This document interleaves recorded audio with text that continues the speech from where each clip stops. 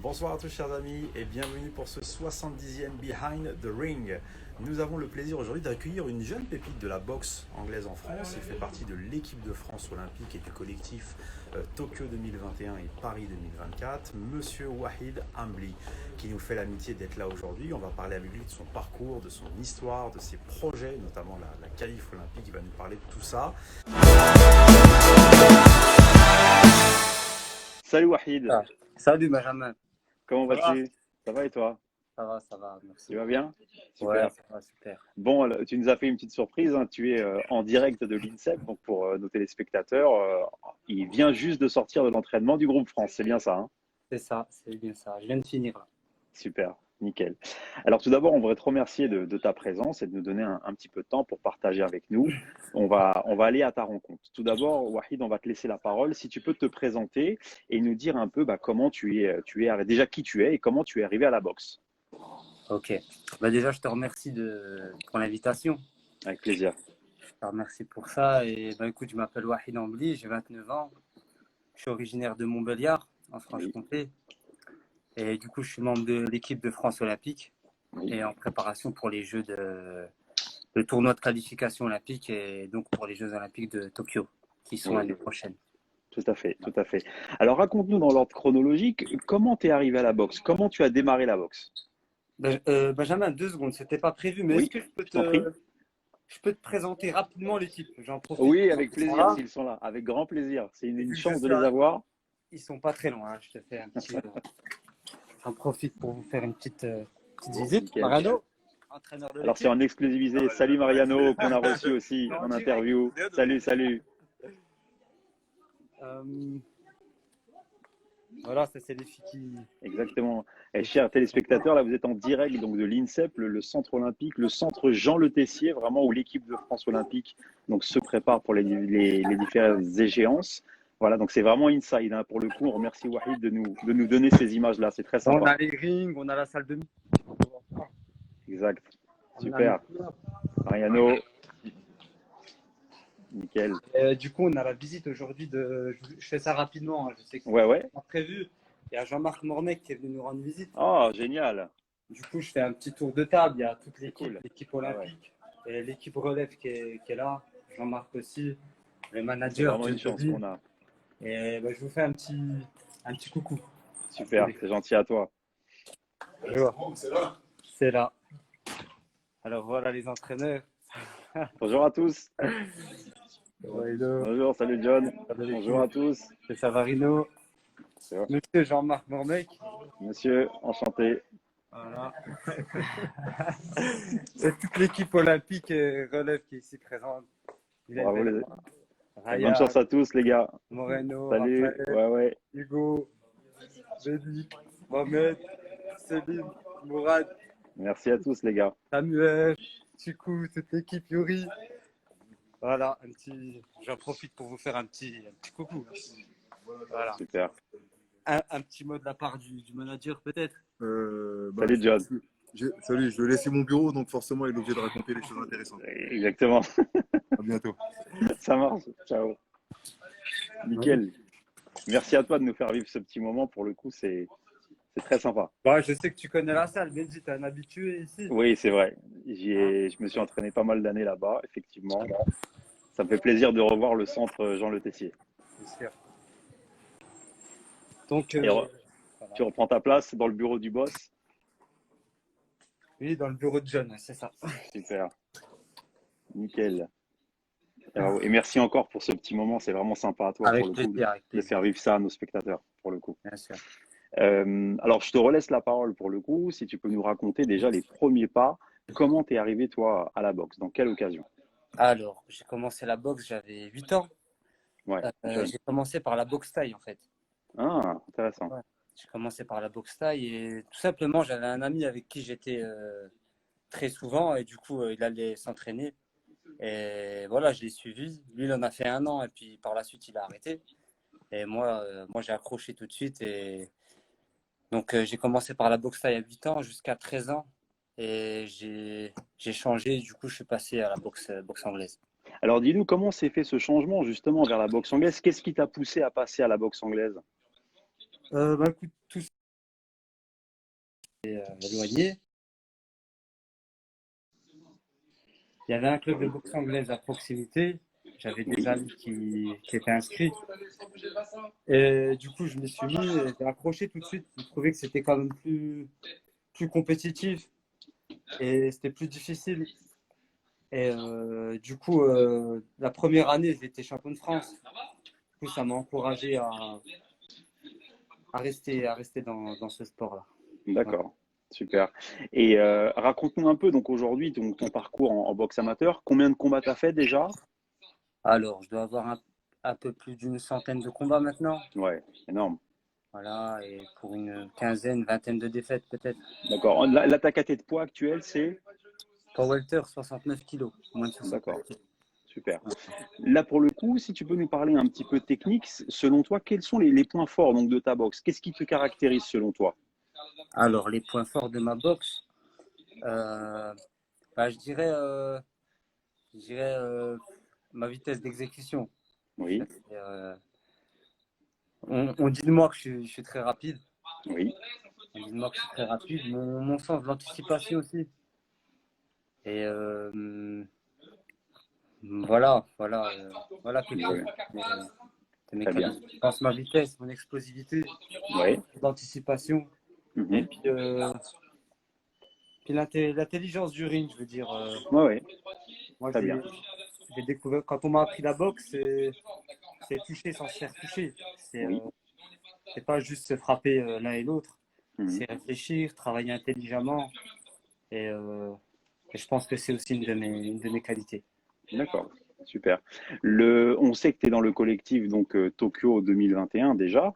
Raconte-nous un peu comment tu as vécu toi donc le confinement, l'annonce un peu de l'arrêt, qu'est-ce que ça t'a fait? Et puis surtout que tu nous parles de ton actualité, de tes objectifs, de tes prochaines échéances. Ouais. Alors, Benjamin, nous, je t'explique, on était en tournoi de qualification olympique au mois de mars à Londres. Oui, à Londres, tout à fait. Voilà, le tournoi avait commencé et j'avais fait un combat. J'ai fait un Oui, combat. Et du coup, le soir de mon premier combat, on a appris que le tournoi il allait être interrompu le lendemain oui, et du coup reporté à une date qu'on ne connaissait pas. Et donc voilà, sur le coup, on était tous on s'y attendait pas du tout en fait. Un petit peu dans le sens où le tournoi a commencé, c'était ouvert à tout le monde.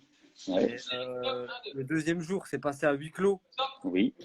Mais de là à s'imaginer l'arrêt de la compétition, Ouais, c'était impensable sur le coup. ouais, c'est impensable et très Mm. surprenant. Alors qu'est-ce que tu t'es dit toi à ce moment-là? Ça t'a perturbé? Enfin, j'imagine que c'est pas évident à vivre comme situation. C'est pas évident dans le sens où ça fait, tu t'en doutes, ça fait des mois qu'on préparait ça, Bien sûr. avec plusieurs stages, plusieurs tournois. Du coup, on s'attendait pas à ça, c'est une première. Mhm. Sur le coup, on était vraiment surpris, choqués, c'est le mot. Mhm.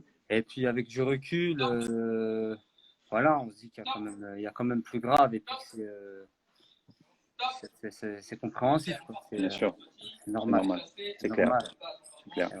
Et pour parler un peu donc de tes objectifs dans ce tournoi de qualif et de la suite, raconte-nous un peu ce que tu ambitionnes, bien évidemment, même si j'ai une petite idée sur la question, mais surtout comment tu te positionnes dans ta catégorie aujourd'hui sur le plan mondial, voir à peu près où est-ce que tu en es selon toi. Selon moi, bah écoute, ouais, comment dire, ben, c'est-à-dire, tu peux me répéter ta question? Aujourd'hui, Ouais. est-ce que tu penses que tu as un niveau pour être qualifiable, pour être médaillable? Est-ce que tu penses que tu es à ce niveau-là aujourd'hui par rapport à ceux qui sont dans ta catégorie? Bah écoute, j'ai participé aux plus grosses compétitions ces dernières années. J'ai participé à des tournois Mhm. et sans prétention, je pense que bien préparé, en forme, je suis parmi les meilleurs mondiaux. Ouais. D'accord, d'accord. Là, toi, tu penses que c'est ton objectif. Toi, tu veux te qualifier pour les Jeux, bien évidemment. Tu penses que tu en as le niveau aujourd'hui. Ah oui, bah écoute, j'espère me qualifier là sur le tournoi de Londres Oui, et ensuite ramener la plus belle des médailles à Tokyo, quoi. Je c'est pense clair. que c'est. D'ailleurs, si tu peux nous donner un peu de date, comment on va reprendre le tournoi de Londres? Comment ça va se passer, si tu peux nous expliquer un petit peu? Alors, les dates la date du tournoi de qualification, ça reste, ça n'a pas changé, juste que ça se passera en 2021. D'accord, très bien. Donc, Le reporté. tournoi, le tableau reste figé, le tirage au sort est le même. En fait, rien ne change à part la date. D'accord, pour le coup. On espère vraiment que tu vas pouvoir te qualifier. On voudrait aussi, donc, dans ta carrière, si tu peux nous dire, sur la centaine de combats que tu as fait, est-ce qu'il y a un moment qui t'a plus marqué qu'un autre? Est-ce qu'il y a quelque chose que tu retiens en particulier? Un Euh, bon moment, un mauvais moment? Est-ce qu'il y a un truc qui t'a marqué particulièrement? Peut-être en 2017. Oui. Première grosse compétition avec l'équipe de France, championnat d'Europe en Ouais. Ukraine, à Kharkiv. Mhm. Et je passe le premier tour. Et deuxième tour, je boxe le vice-champion olympique, Oui. Lorenzo Sotomayor, du coup, qui était vice-champion quelques mois plus tôt, en Oui, bien 2016. sûr. Et ouais, c'est un moment mémorable dans le sens où je lui ai tenu tête. Et je perds par décision partagée. Une décision que je trouve, qu'on trouve avec le Ouais. staff un peu juste, quoi. Mhm. Et du coup, c'est un moment mémorable dans le sens où je me suis aperçu que j'étais capable de rivaliser avec les meilleurs. Ok. Aujourd'hui, quand tu regardes la boxe mondiale et ce qui se fait chez les autres boxeurs, est-ce qu'il y a des gens qui t'inspirent plus que d'autres, des gens dont la boxe te plaît plus que d'autres? Quelles sont tes sources d'inspiration aujourd'hui, si tu en as? Alors, il y a beaucoup de boxeurs que j'apprécie. Avant, j'aimais beaucoup Oscar De La Hoya. Oui, J'aimais beaucoup Oscar De La Hoya pour le boxeur qu'il est et puis la personne aussi qu'il est devenu en dehors du ring. Pour l'après-boxe aussi. Donc, bien sûr. j'aimais beaucoup aussi sa boxe, son intelligence du ring et puis sa vitesse d'exécution, j'aimais bien. Et puis actuellement, bah, il est incontournable, Lomachenko, j'aime beaucoup, Bah oui, c'est tout ouais, c'est faire. clair. Et Terence Ouais, Crawford. Terence Crawford aussi, Ouais, effectivement, qui est aussi incontournable pour le coup. Donc ça, exact. c'est vraiment tes sources d'inspiration, que de la belle boxe, effectivement, c'est très bien. Une autre question, Wahid, si jamais tu es médaillé au jeu, est-ce que tu t'es posé la question de ce que tu ferais après? Après les Jeux, Oui. Est-ce que tu remplis pour Paris parce qu'il y a peut-être les jeux à la maison? Est-ce que tu as envie de passer pro? Est-ce que tu t'es posé la question déjà? alors écoute Benjamin, déjà, la suite dépendra aussi de ce qui se passera, je pense, à Londres. Absolument. Après, il y a les Jeux de Paris en 2024. Ouais. C'est C'est un objectif, ça, pour toi? Ça peut être quelque chose de faire les jeux à la maison? bah ouais, écoute, c'est compliqué de pas y penser et de pas se projeter sur Oui, ça. c'est sûr. Du coup, après la question c'est est-ce que ça fait partie de mon projet maintenant Paris 2024? Oui. Maintenant, est-ce que ça sera en étant professionnel ou en continuant sur le plan olympique?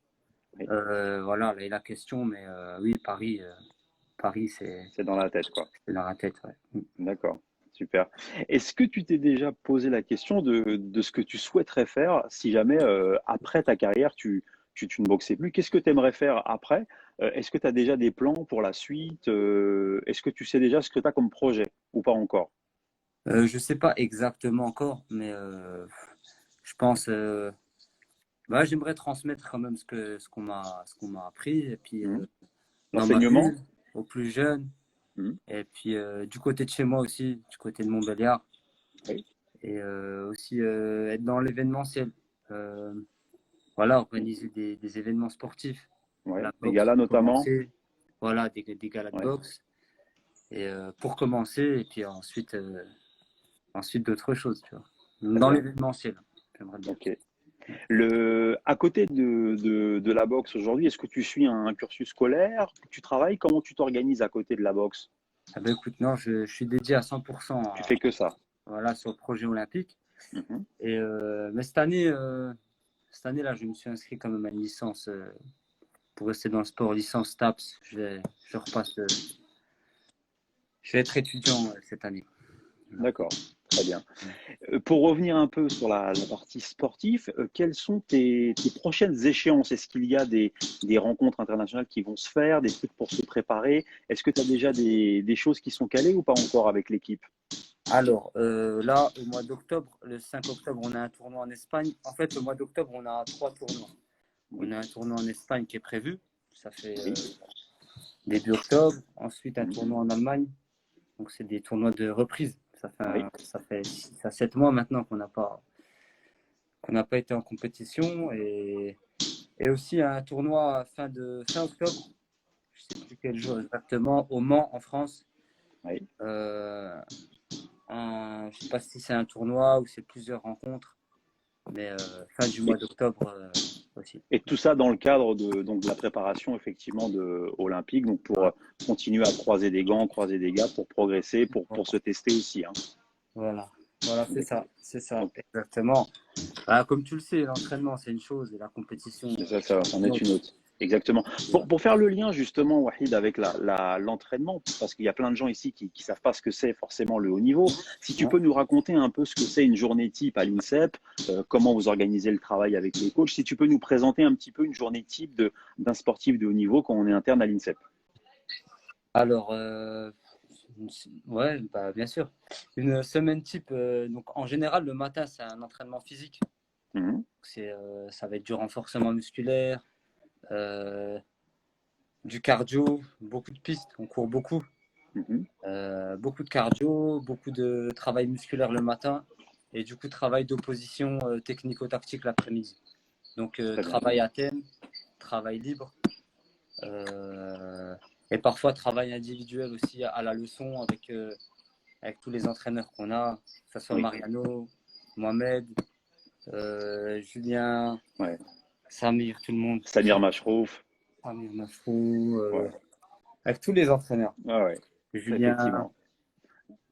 Et on le dit, hein, il y a vraiment un super staff qui fait un gros boulot. Puis on a surtout une très belle équipe pour les JO vraiment qui vont nous faire vibrer, j'en suis sûr. On en a reçu pas mal. Vraiment, on sent qu'il y a un vrai esprit et une vraie cohésion. Comment ça se passe justement la relation avec le groupe? On sait que vous êtes très potes. Je sais qu'il y a beaucoup de liens entre vous. Raconte-nous ce que vous vivez ensemble. Ça marque une vie quand on est à l'INSEP avec des athlètes. Ah ben ça c'est sûr. Écoute, c'est vraiment une très belle expérience dans le sens où déjà on est dans les meilleures conditions, tu vois, on est dans les meilleures conditions pour être performant.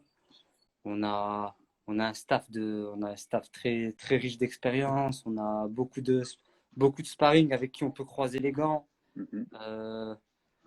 On est vraiment privilégié. Et puis au niveau de l'infrastructure aussi à l'INSEP, on a tout ce qu'il faut pour récupérer, pour se préparer. C'est le cadre idéal de la récupération, la préparation. C'est vrai que tout est réuni pour mettre dans les meilleures conditions l'équipe pour pouvoir avancer effectivement. Exactement. Et puis pour l'avoir vécu aussi, je sais que les liens que tu crées à l'INSEP, les années INSEP, c'est les meilleurs. Hein. C'est des liens indéfectibles de vie, quoi. C'est sûr. Écoute, tu sais, les partenaires de l'équipe, je les vois quasiment plus que ma famille. C'est sûr. On s'entraîne ensemble, on part en compétition ensemble. On mange ensemble, on sort ensemble. C'est plus qu'une équipe maintenant. C'est une famille. C'est une famille. Clairement, non, mais ça soude. C'est sûr que les liens qui sont créés en plus dans l'adversité, c'est sûr que ça fait quelque chose. On arrive à la fin, Wahid, de cette interview. Je vais te laisser la parole de manière libre si tu as envie de remercier, de passer des messages aux gens qui nous écoutent. Écoute, déjà, je te remercie encore une fois de m'avoir invité pour cette interview. C'est moi qui te remercie. Merci aussi pour tout ce que tu fais pour la boxe en France. Je sais que tu as invité certains de mes collègues. Ouais. Beaucoup de personnes. Là, tu es le 70e aujourd'hui. Ah, ben voilà. Voilà. Et écoute, si j'ai un passage à faire, un mot à faire passer, je vous remercie à tous pour tous les messages d'encouragement, tout le soutien, que ce soit de Montbéliard ou d'ailleurs en France. Voilà, prenez soin de vous durant cette période particulière. Et voilà. Super. Et en tout cas, on va être aussi derrière toi et on va bien suivre ça de près pour la qualif. Et puis, on espère que tu reviendras nous voir avec une belle médaille autour du cou, pour le coup, avec tout ce qu'on te souhaite dedans. Je te remercie, Benjamin. Merci à tous. Oui. Et je voudrais préciser à nos spectateurs que si vous voulez revoir l'interview de Wahid Ambli, vous pouvez la retrouver sur notre compte Instagram. N'hésitez pas à le suivre. Je te dis vraiment merci. Je te souhaite une bonne soirée et à très bientôt. Bonne soirée à tous. Salut. Et à bientôt pour une nouvelle interview. Ciao.